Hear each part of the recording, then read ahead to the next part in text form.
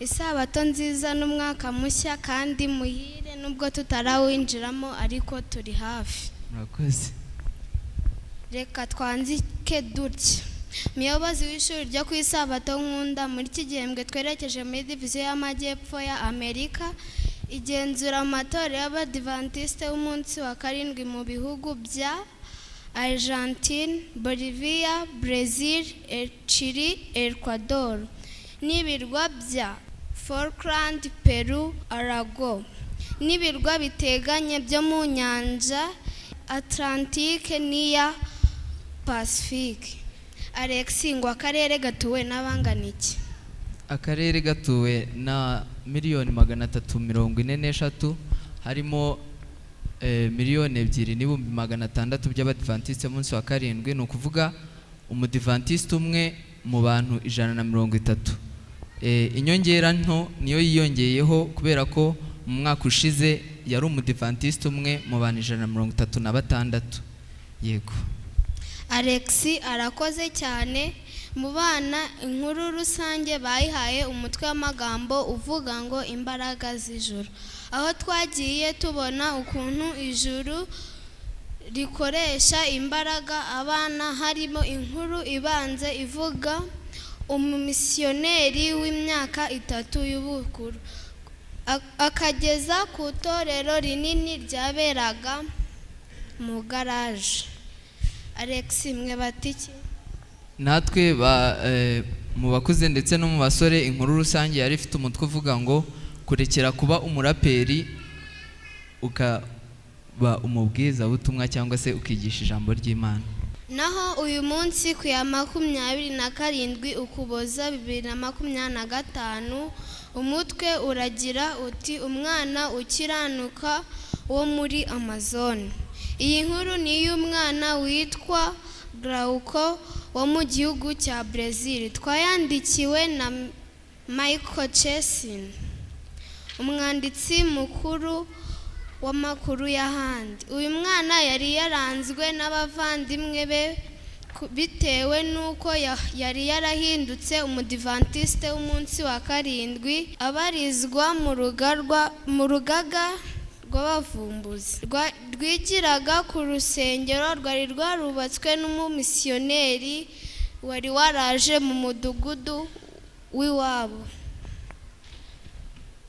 ariko ubu rukaba rufunzwe. Umunsi umwe umuryango we waje guhindurwa n'ubutumwa bw'umupasitoro wari waje mu rusengero rwabaga mu bwato bureremba hejuru y'inyanja. Yabwirizaga ubutumwa bwiza akamenya no kwigisha abana binyuze mu mikino. Bakuru ba Glauco basanze asoma Bibiliya bayicamo ibice bibiri bitewe nuko batakundaga ijambo ry'Imana. Bitewe n'ubutumwa bwiza bwa pasitoro, ubu Glauco arashima Imana ko bahindutse kandi bakiyemeza kubatizwa. Alex, rero umwanya n'uwawe ngutugezeho maze twanzure. Murakoze. Inkuru yo mu basore ndetse no mu bakuze reka duhe umwanya Constance ayitugezeho, ayidufitiye ku buryo burambuye. Ese shimwe. Umutwe w'amakuru y'ahandi uyu munsi uravuga ngo Abadiventiste bari ahantu hose. Ni inkuru y'uwitwa Yonatani yanditswe na Andrew Mark Chisney, ariko mukaba mugiye kuyumva mu ijwi ryanjye Constance Munyaneza Ishimwe. Byasaga n'ibidashoboka yuko Yonatani azamenya Abadiventiste umunsi wa Karindwi bitewe n'igihugu yakuriyemo, ndetse ariko kandi nubwo ababyeyi be batakundaga kujya gusenga mu gihugu cy'iwabo, ariko Yonatani we rimwe na rimwe yegeranaga n'Imana agasenga.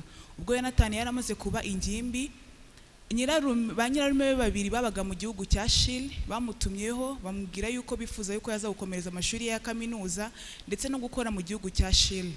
Yonatani yaravuze ati ntabwo nacika aya mahirwe, yahisemo kugenda. Ubwo yarageze mu gihugu cya Chile nibwo icyorezo cya COVID-19 cyahise kihagera, ndetse biba ngombwa yuko bajya muri gahunda ya guma mu rugo. ubwo bayigiyemo Yonatani yabuze andi mahirwe, abona yuko nta kujya ku ishuri ndetse nta no kujya gukora, nibwo yaje kuhita ajya gukora mu mirima ya ba nyirarume. Ubwo yageze muri iyo mirima ya ba nyirarume, umurima umwe wa ba nyirarume yaregeranye ndetse n'ikigo cy'Abadiventiste umunsi wa karindwi, ariko icyo kigo hari harimo ubusitani bwakoragamo abagabo babiri. Abo bagabo babiri b'Abadiventiste umunsi wa karindwi, abo bagabo babiri bakomeje kuganiriza Yonatani ibijyanye n'ijambo ry'Imana ndetse bakakomeza kumushishikariza yuko yaza mu itorero ry'Abadiventiste umunsi wa karindwi. Yonatani ibyo ntabwo byigeze bimukoraho, ahubwo Yonatani yumvaga mu by'ukuri adashishikajwe habe na gato kumva iby'Abadiventiste umunsi wa karindwi. Undi munsi warageze, haza undi mugabo agura umurima wegeranye na ya mirima ya ba nyirarume wa Yonatani.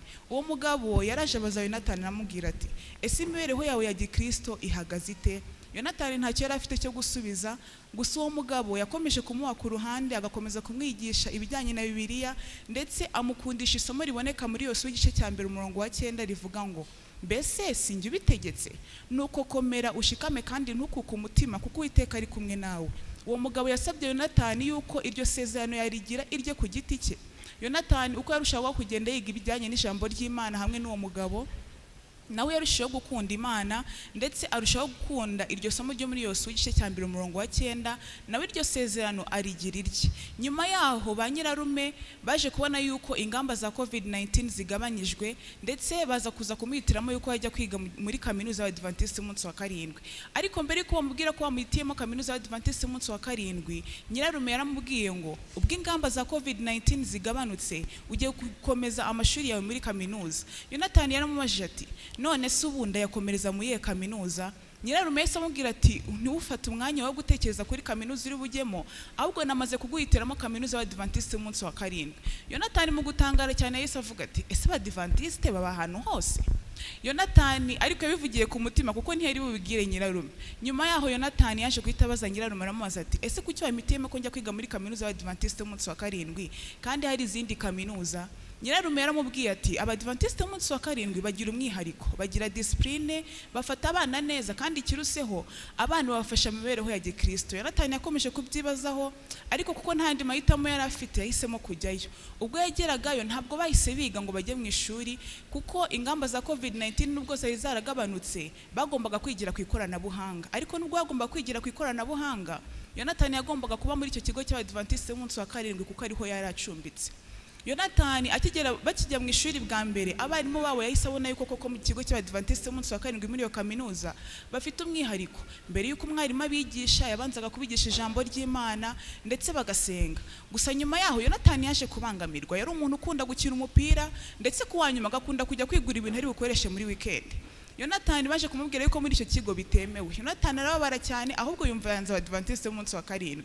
Gusa muri bya byumba bari bacumbitsemo yaje kugira inshuti ze enye z'abahungu. Abo bahungu nabo bari Abadiventiste umunsi wa karindwi. Baza kuganiriza Yonatani ibijyanye n'isabato, cyane cyane bamwigisha ibijyanye n'itangiriro igice cya 2 umurongo wa 1 kugeza ku murongo wa 3. Yonatani uko yarushaho kugenda byiga ndetse uko bagendaga bamwegera kuko ntago bigeze bamutererana, bamwigisha na Bibiliya, yaje kurushaho gusobanukirwa. Gusa nyuma yaho Yonatani yaje guhura n'umukobwa ndetse akunda uwo mukobwa. Gusa uwo mukobwa yari umuvugabutumwa kuko yakundaga ibyigisho bya Bibiliya. Yonatani ahitamo kuvuga ati, kugira niyegereze uwo mukobwa ngomba nanjye gutangira kwiga ibyigisho bya Bibiliya. Yegereye uwo mukobwa aramubwira ati, ko nanjye nifuza kwiga ibyigisho bya Bibiliya. Uwo mukobwa yemeye kumufasha, ariko gusa Yonatani ubwo yakomeza kugenda asoma Bibiliya yaje guhishurirwa yuko gusoma Bibiliya akurikiye umukobwa nta nyungu bizamubyarira. Abona yuko umubano hagati y'umuntu n'undi umara igihe gito cyane, ariko umubano hagati y'umuntu n'Imana ari Uwiteka ryose, izina ry'Imana rihabwa icyubahiro. Umunsi umwe ubwo ba Yonatani bagize umubwiriza aje kubigisha muri icyo kigo cya kaminuza, yarababajije ati, ese buri umwe muri mwese nta muntu ubona yuko hari umuhamagaro udasanzwe Imana iri kumuhamagarira? Yonatani yaje gusubiza amaso inyuma, atekereza urugendo rwe rwo kugera muri Shili, atekereza uburyo atahise ajya ku ishuri ahubwo akajya gukora muri ya mirima ya ba nyirarume. Akabona aba bantu bakoraga muri bwa busitani bw'Abadiventiste bari Abadiventiste umunsi wa karindwi. Abona wa mugabo waje kugura umurima wegeranye n'imirima ya ba nyirarume wari Umudiventiste umunsi wa karindwi. Ahita atekereza n'uburyo nyirarume yamuhitiyemo kujya kwiga muri kaminuza y'Abadiventiste umunsi wa karindwi. Yumva ko hari umuhamagaro udasanzwe Uwiteka arimo kumuhamagarira kuza gukora, cyane by'umwihariko mu itorero ry'Abadiventiste w'Abadiventiste umunsi wa karindwi. Ubu tuvugana Yonatani afite imyaka 19 kandi yeguriye Yesu Kristo imibereho ye kuko yumvise ko hari umuhamagara Imana yamuhamagariye gukora izina ry'Imana rihabwa icyubahiro.